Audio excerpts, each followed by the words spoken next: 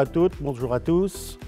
Cette année 2020 qui vient de s'achever aura été une année très particulière, inédite, marquée par une crise sanitaire et l'observation de règles contraignantes, mais nécessaires pour la santé de tous. Le 15 mars, une nouvelle équipe a été élue. L'installation officielle du conseil municipal n'a toutefois été possible que le 25 mai, après la période de confinement.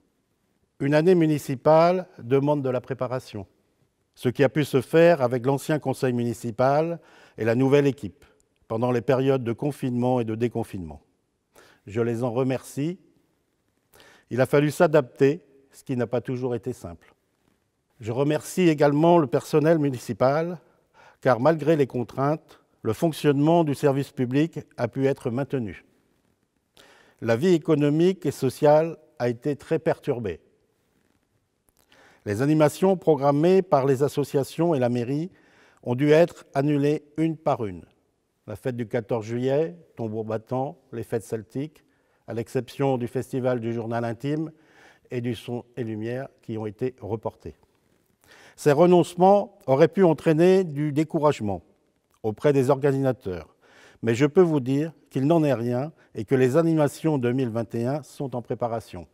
Du côté travaux, certains chantiers sont terminés et d'autres en voie de finition. Résidence Localtas et promenade de Ruisse, les bâtiments prennent forme. Les premiers résidents et locataires, ainsi que les professionnels de la santé et les associations, pourront en prendre possession en fin d'année. Le lotissement communal, Cloergo, accueillera ses premiers résidents en début d'été. Ces logements ou terrains accessibles permettront aux jeunes et aux moins jeunes de s'installer sur notre commune et vivre à Saint-Gildas-de-Ruisse. L'aménagement de la route de la baie d'Abraham est terminé, ainsi que la voie douce du Rouvraz et la sécurisation du carrefour de la RD 198. Le projet d'aménagement de l'entrée du bourg est bien avancé. Cette réalisation est prévue pour 2021-2022.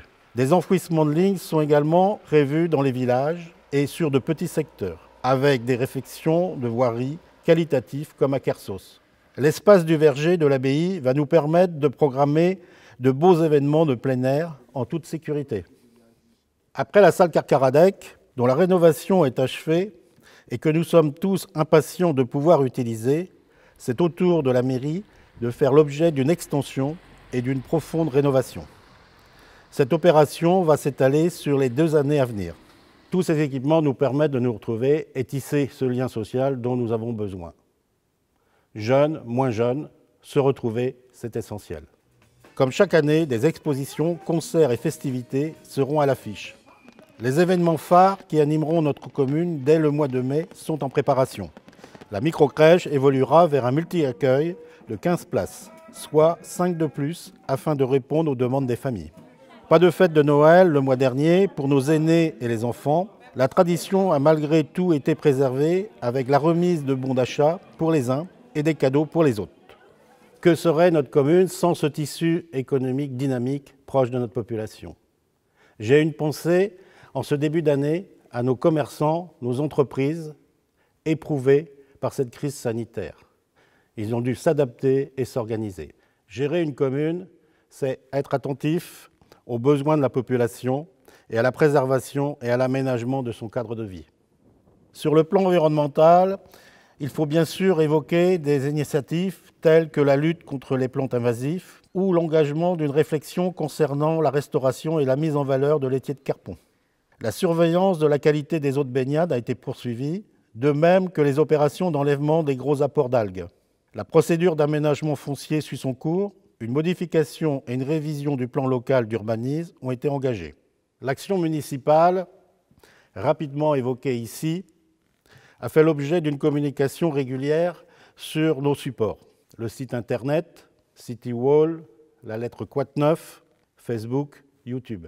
Et bien sûr le bulletin municipal qui retrouvera une périodicité trimestrielle cette année. Au nom du conseil municipal et en mon nom, je vous souhaite tous mes vœux les plus sincères de santé, de bonheur à vous et à vos proches, sans oublier la réussite personnelle, professionnelle et associative.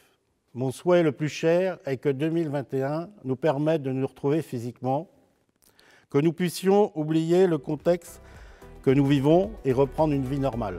Je vous souhaite une bonne année. Prenez soin de vous et de vos proches.